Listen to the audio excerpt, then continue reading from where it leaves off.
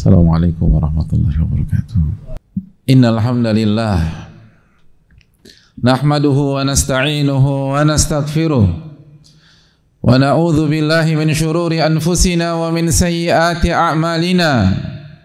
Man yahdihillahu fala mudhillalah wa man yudlil fala hadiyalah. Nashhadu an la ilaha illallah wahdahu la syarikalah wa anna Muhammadan abduhu wa rasuluh.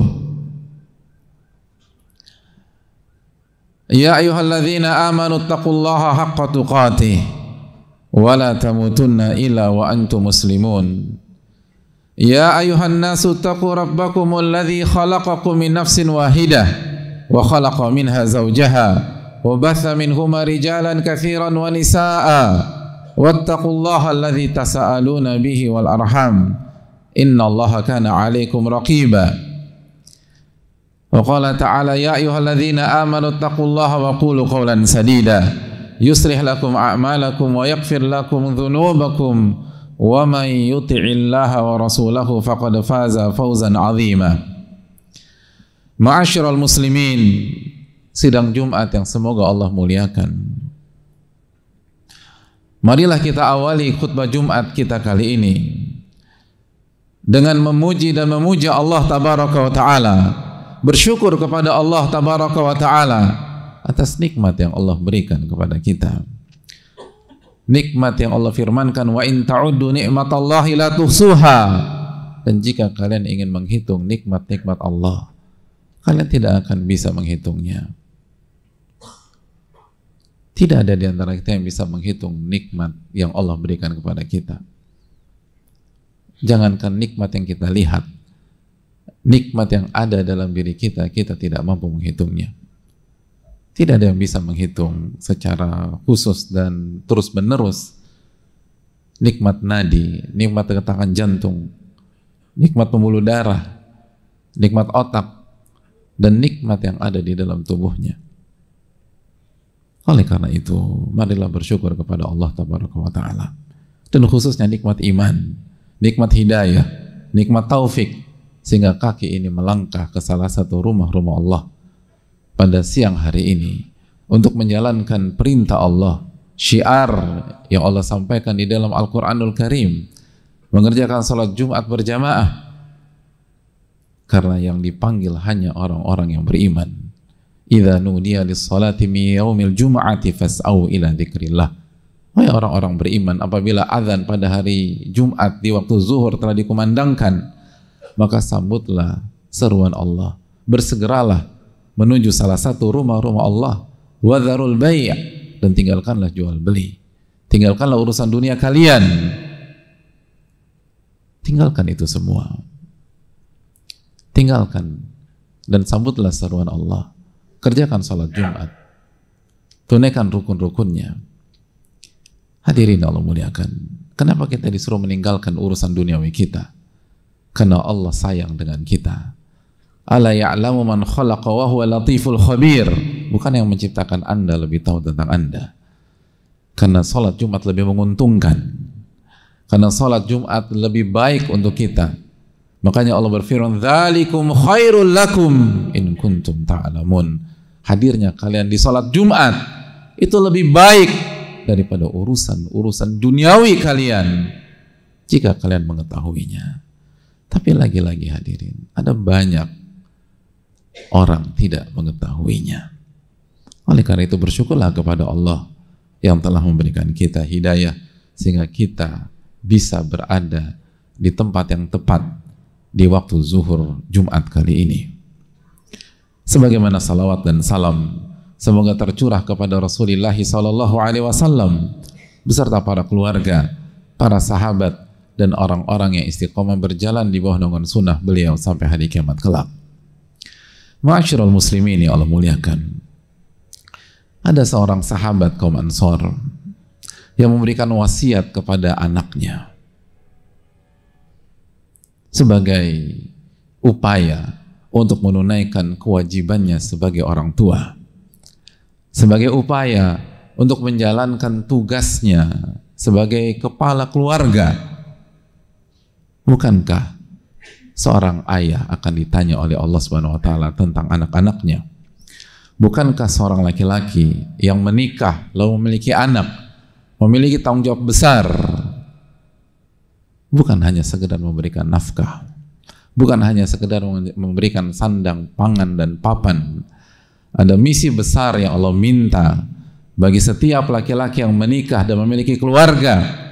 Allah berfirman, ya Allah mengatakan, ku anfusakum wa ahlikum nara, jagalah diri kalian dan keluarga kalian dari siksa api neraka. Dan Nabi kita SAW bersabda, kullukum ra'in wa kullukum mas'ulun an ra'iyati.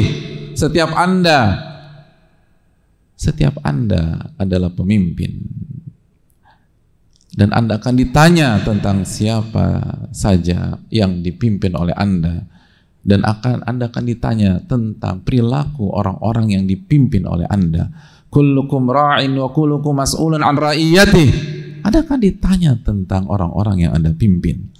Kita akan ditanya tentang istri kita, kita akan ditanya tentang anak-anak kita akan ditanya tentang peran kita. Ku anfusakum wa ahlikum nara, jagalah diri kalian dan keluarga kalian dari siksa api neraka. Dan salah satu makna menjaga diri dan menjaga istri dan anak-anak dari api neraka adalah sebagaimana yang dikatakan oleh sahabat besar Ali bin Abi Thalib radhiyallahu taala an, ajarkan mereka agama dan didik mereka dengan adab yang mulia. Pertanyaan besarnya, berapa kali kita bicara dengan istri dan anak-anak kita tentang visi besar ini? Sudahkah kita mendidik istri dan anak-anak kita? Sudahkah kita memberikan wasiat kepada mereka? Salah seorang sahabat kaum Ansor memberikan wasiat kepada anaknya dengan mengatakan, ya bunai, inni musika biwasiyah fahfalha. Wahai anakku, aku memberikan wasiat kepada engkau, tolong jaga baik-baik wasiat ini. Kembali kita merefleksi diri kita. Pernahkah kita menyampaikan kalimat itu kepada anak-anak kita, atau yang semakna atau serupa dengannya? Pernahkah kita mengatakan, nak, ayah ingin menyampaikan beberapa hal, tolong jaga pesan ayah ini. Berapa tahun kebersamaan kita dengan anak kita? Sudahkah kita menyampaikan nilai-nilai keimanan, ketakwaan, sebagaimana yang disampaikan dalam opening wasiat dari salah satu sahabat Ansor kepada anaknya? Tolong jaga baik-baik wasiat dari ayahmu ini, nak. Lalu beliau mengatakan, ittaqillaha azza wa jal. Wasiat yang pertama, bertakwalah kepada Allah Subhanahu wa taala azza wa jal. Bertakwalah kepada Allah. Kerjakanlah perintah-perintah Allah karena mengharapkan wajah Allah, di atas ilmu dari Allah tabaraka wa taala. Dan jauhi larangan-larangan Allah karena takut akan diazab oleh Allah, bukan karena takut diketahui oleh manusia atau tertangkap oleh manusia, tapi karena takut kepada Allah tabaraka wa ta'ala. Dan jauhi itu dengan ilmu dan di atas ilmu. Hadirin Allah muliakan, bertakwalah kepada Allah. Kalimat yang sederhana, tapi coba kita evaluasi diri kita. Sudah berapa kali pesan ini kita sampaikan ke anak-anak kita? Sudah berapa kali pesan ini kita sampaikan kepada istri kita? Berapa tahun kita menikah, hadirin? Berapa kali kita mengatakan kepada istri kita dengan ikhlas, dengan tulus, tanpa kepentingan, bukan dalam kondisi konflik, istriku, bertakwalah kepada Allah. Bang, bertakwalah kepada Allah. Kak, kakak andalan ayah, bertakwalah kepada Allah Subhanahu wa taala. Berapa kali kita mengatakan kalimat itu kepada istri dan anak-anak kita? Dan jangan-jangan itu yang membuat prahara dalam rumah tangga kita. Itu yang membuat hubungan tidak harmonis dengan anak-anak kita. Karena rumah tangga kita atau keluarga kita tidak dibangun di atas ketakwaan kepada Allah Subhanahu wa taala. Dan seringkali kita kontraproduktif. justru kita mengangkat diri kita sambil mengatakan, kamu lupa siapa pemimpin di rumah ini. Hadirin Allah muliakan. Tanpa sadar kita membangun pondasi untuk takut kepada makhluk. Ya, diri kita adalah makhluk. Dan bukankah makhluk itu terbatas dan penuh banyak kekurangan? Mungkin keluarga kita takut kepada kita, di depan kita. Tapi siapa di antara kita bisa mengontrol istri dan anak-anaknya ketika dia sedang tidak ada? Dan akhirnya rumah tangga itu rapuh dan keluarga itu lemah karena kita salah dalam membangun pondasi. Sedangkan para sahabat Nabi SAW ketika membangun keluarga, wasiatnya adalah ittaqillah, bertakwalah kepada Allah. Sebelum bicara tentang siapa kita sebagai suami atau siapa kita sebagai ayah, tanamkan mereka untuk bertakwa kepada Allah Subhanahu wa taala. Lalu beliau mengatakan, melanjutkan, wa in istata'ta an takuna khairan minka ams wa ghadan khairan minkal yaum faf'al. Dan kalau engkau bisa untuk menjadi pribadi yang lebih baik dibanding hari kemarin, dan apabila engkau bisa menjadi pribadi yang lebih baik di hari esok dibanding hari ini, maka lakukanlah. Lihat bagaimana seorang ayah bukan hanya mengingatkan untuk bertakwa, tapi juga memperbaiki kualitas ketakwaan keluarga, istri dan anak-anak. Jangan stagnan dalam kebaikan, jangan stagnan dalam kesolehan. Anda harus berkembang. Kalau dalam urusan dunia saja kita harus berkembang, lalu bagaimana dengan urusan akhirat? Kalau untuk dalam masalah pendidikan, kita tidak akan stagnan di SD, walaupun SD lebih mudah dan lebih menyenangkan daripada pelajaran-pelajaran SMP, dan kita nggak akan stagnan di TK, padahal kerjaan atau aktivitas TK lebih menyenangkan dalam tanda kutip dibanding sekolah-sekolah yang berikutnya. Tapi kita akan terus melanjutkan hidup kita, dan kita akan memperbaiki diri dan mengangkat kualitas kita. Lalu bagaimana dengan sholat kita? Bagaimana dengan puasa kita? Bagaimana dengan zikir kita? Dan bagaimana dengan amal ibadah kita? Dan bagaimana dengan kualitas ibadah dan amal soleh istri dan anak-anak kita? Sudahkah kita peduli terhadap kualitas akhirat mereka? Sudahkah kita peduli dengan kualitas amal ibadah mereka? Atau kita panik ketika urusan dunia mereka bermasalah, dan kita santai-santai saja ketika mereka melalaikan sholat, mereka tidak puasa Ramadan, mereka lupa hak Allah Subhanahu wa taala yang harus mereka tunaikan. Anfusakum wa ahlikum naro. Jagalah diri kalian dan keluarga kalian dari siksa api neraka. Kullukum ra'in wa kullukum mas'ulun an ra'iyati. Setiap kalian adalah pemimpin dan kalian akan ditanya tentang mereka. Kita akan ditanya tentang istri kita dan anak-anak kita. Maka salah satu peran dari ayah adalah bagaimana memotivasi dan mendampingi agar anggota keluarga berkembang dan menjadi lebih baik dari waktu ke waktu. Oleh karena itu orang soleh mengatakan, hari ini upayakan agar Anda lebih baik daripada hari kemarin, dan hari esok upayakan agar Anda lebih baik daripada hari ini. Banyak rumah tangga karam karena stagnan, karena flat, karena plain, tidak ada dinamika menambah iman dalam keluarga tersebut. Akhirnya monoton dan akhirnya jenuh, dan akhirnya mulai datang orang ketiga dan terjadi perselingkuhan atau akhirnya rumah tangga itu karam. Ada banyak kejadian dalam masalah ini. Kenapa? Karena kita tidak berusaha untuk melakukan perbaikan dalam diri kita, dalam diri istri dan anak-anak kita. Hadirin Allah muliakan. Dan begitu juga, bukan hanya tentang ibadah, tapi perbaiki kualitas duniawi anak-anak kita. Ajarkan etos kerja, ajarkan work ethic kepada anak-anak kita, dan dia harus berkembang, dia harus belajar terus, dia harus jadi lifelong learner, dia harus terus menjadi pembelajar, dia harus tumbuh dan tumbuh. Mentalitas seperti ini harus dibangun di dalam keluarga, dan itu yang dipikirkan orang soleh 15 abad yang lalu dan sampai pada hari ini. Bagaimana dengan kita? Apa yang kita tanamkan dalam diri anak-anak kita?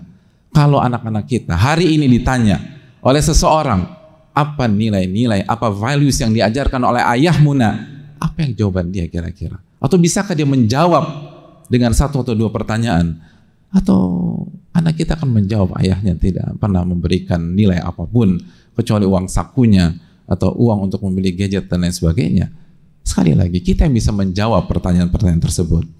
Lalu hadirin Allah muliakan, ketika mewasiatkan kepada anak agar anak terus tumbuh dan berkembang, beliau melanjutkan, wa iyyaka wat tama' fa innahu faqrun hadir. Lalu ayah yang soleh mengatakan, kamu jangan pernah tamak terhadap dunia, karena ketamakan adalah kefakiran yang nyata. Ketamakan adalah kemiskinan yang sejati. Jangan pernah tamak. Jangan pernah tamak. Setelah anak itu dimotivasi untuk tumbuh berkembang, untuk mendapatkan dunia dan akhirat, untuk sukses di dunia dan di akhirat, dan harus ada improvement, harus ada perkembangan lebih baik dan terus lebih baik dan terus lebih baik, lalu masuk ke nasihat dan nilai berikutnya. Anda boleh menjadi lebih baik, bahkan Anda harus lebih baik lagi dalam urusan dunia Anda dan urusan akhirat Anda. Tapi ingat, jangan pernah tamak, karena begitu Anda tamak, Anda akan menjadi orang fakir dalam kehidupan Anda. Sekaya apapun Anda, sehebat apapun Anda. Nabi SAW menjelaskan tentang sifat tamak. Kata Nabi SAW dalam hadis, faka'annahu ya'kul wa la yashba' atau kama qala. Orang tamak itu seperti orang yang makan terus dan tidak pernah kenyang. Gak pernah kenyang. Dan itu yang dikatakan Umar bin Khattab radhiyallahu ta'ala an ketika beliau mengatakan bahwa at-tama' fakrun. Kalau Anda ingin tahu apa itu ketamakan, ketamakan adalah kefakiran yang sejati. Hadirin Allah muliakan, karena kefakiran bukan tentang angka, kefakiran tentang rasa. Ketika seseorang diberikan sifat qanaah dan dia tidak tamak, walaupun diberikan sedikit harta oleh Allah, dia akan bersyukur, dia akan ridho, dan dia akan menikmati hidupnya. Sebaliknya, ada banyak orang Allah kayakan dia secara angka, tapi Allah miskinkan dia secara rasa. Dia tamak, sehingga berapapun yang didapat tidak pernah membuat lisan ini bersyukur, dan lisan ini menyebut nama Allah Subhanahu wa ta'ala. Dan celakanya lagi, bukan hanya dia hancur, setelah dia tamak, dia ajarkan, dia transfer sifat tamak itu ke istri dan anak-anaknya, sehingga anak-anaknya menjadi orang-orang yang tamak dalam kehidupannya. Maka dia rusak akhirat anaknya dan dia rusak dunia anaknya. Karena dengan demikian anaknya akan hidup dengan kemiskinan rasa di dalam kehidupan dunianya, dan dia akan ditanya oleh Allah, kullukum ra'in wa kullukum mas'ulun an ra'iyatih. Anda adalah pemimpin dan akan Anda ditanya oleh Allah tentang siapa saja yang Anda pimpin dan bagaimana kondisi mereka. Aku qouli hadza wa astaghfirullahi wa lakum. Alhamdulillah hamdan katsiran thayyiban mubarakan fi kama yuhibbu rabbuna wa yarda. Wassalatu wassalamu ala nabiyyina Muhammadin wa ala alihi wa sahbihi ajma'in. Allahumma shalli wa sallim ala nabiyyina Muhammad wa ala alihi wa sahbihi ajma'in. Hadirin yang Allah muliakan, bertakwalah kepada Allah dan terus memperbaiki diri, baik dalam masalah dunia apalagi masalah akhirat. Dan jangan tamak, jangan pernah tamak. Pasang pedal rem di dalam diri kita, karena kita akan dihancurkan oleh ketamakan kita. Kita akan dihancurkan oleh ketamakan kita. Ketamakan adalah salah satu induk dari kekufuran, kata para ulama, sebagaimana yang dikatakan oleh Wahab. Beliau mengatakan bahwa di antara rukun-rukun kekufuran adalah ketamakan. Orang akan melakukan dan menghalalkan segala cara apabila tamak. Dan sekali lagi kata Nabi SAW, celakanya dia tidak pernah merasakan kenyang. Dia akan terus haus, haus dan terus haus. Kan yang jadi masalah bukan di angka, yang jadi masalah adalah di rasa. Apakah dia punya rasa cukup dan rasa qanaah dan rasa bersyukur kepada Allah Subhanahu wa ta'ala. Lalu berikutnya yang bisa kita bahas pada khutbah singkat kali ini, beliau mengatakan, wa alaika bil yas, kamu harus putus asa dalam berharap kepada manusia. Jangan berharap kepada manusia, berputus asalah dalam konteks yang positif, bukan putus asa terhadap kehidupan, tapi jangan berharap kepada makhluk. Jangan berharap mereka baik kepada kita. Jangan berharap mereka bayar hutang budi mereka kepada kita. Jangan berharap. Kalau berbuat baik, lakukan dengan keikhlasan. Jangan berharap si A memberikan sekian kepada saya, si B membukakan jalan kepada saya, si C dulu saya pernah bantu, sekarang waktunya dia bantu saya, dan saya berharap besar. Saya berharap masuk dari link si C. Hadirin yang Allah muliakan, jangan pernah berharap seperti itu. Kenapa demikian? Karena kata para ulama, fa innaka la tay'as min syai' illa agnakallahu anhu. Karena sesungguhnya jika Anda berputus asa dari berharap kepada makhluk, maka Allah akan membuat Anda kaya dan mandiri. Kekayaan adalah ketika kita tidak berharap kepada makhluk dan ketika kita hanya berharap kepada Allah Tabaraka wa Ta'ala. Itu kekayaan yang sejati. Itu yang harusnya diberikan. Lihat bagaimana seorang ayah menanamkan pondasi kepada anak-anaknya, menanamkan nilai-nilai besar dalam anak-anaknya. Jangan pernah berharap kepada manusia, nak. Jangan pernah berharap sama temanmu, nak. Berbuat baik kepada mereka. Justru kita harus all out dalam berbuat ihsan dan berbuat baik kepada manusia. Tapi jangan berharap kepada mereka. Jangan berharap. Jangan suudzon sama manusia. Jangan buruk sangka kepada manusia. Tapi juga jangan berharap kepada manusia. Berharaplah hanya kepada Allah Subhanahu wa ta'ala. Maka Anda nggak akan kecewa. Semakin kita sering berharap kepada manusia, semakin sering kita kecewa. Hadirin, manusia itu pelupa. Manusia itu pelupa. Dan banyak manusia belum tahu cara berterima kasih. Nabi SAW, Allah yang berfirman tentang manusia, wa qalilun min ibadiyas syakur. Sedikit hamba-hambaku yang tahu bagaimana bersyukur. Sedikit dari hamba-hambaku yang tahu berterima kasih. Lalu Anda membangun kehidupan Anda dengan berharap kepada manusia, selamat menikmati kekecewaan demi kekecewaan hidup. Adapun Allah Tabaraka wa Ta'ala, maka berharaplah kepadanya, mintalah kepadanya. Allah tidak pernah mengecewakan. Ud'uni astajib lakum. Minta kepadaku, berharap kepada diriku, maka aku akan kabulkan permintaan Anda. Aku akan wujudkan harapan-harapan Anda. Wa idza sa'alaka ibadi anni fa inni qarib. Kalau hambaku bertanya tentang diriku, katakanlah aku dekat. Ujibu da'watad da'i idza da'an. Aku akan kabulkan permintaan dan harapan dari orang-orang yang mengungkapkan harapannya kepadaku dan berdoa kepadaku. Hadirin Allah muliakan. Itulah seorang muslim, dan itulah bagaimana seorang ayah membangun kekuatan di dalam keluarganya. Ia bukan hanya mengajarkan dunia, ia bukan hanya menguatkan kesejahteraan anak-anaknya, tapi ia kuatkan mentalitas anak-anaknya, ia kuatkan iman anak-anaknya, ia kuatkan akidah anak-anaknya, ia kuatkan rasa ketergantungan anaknya kepada Allah Tabaraka wa Ta'ala.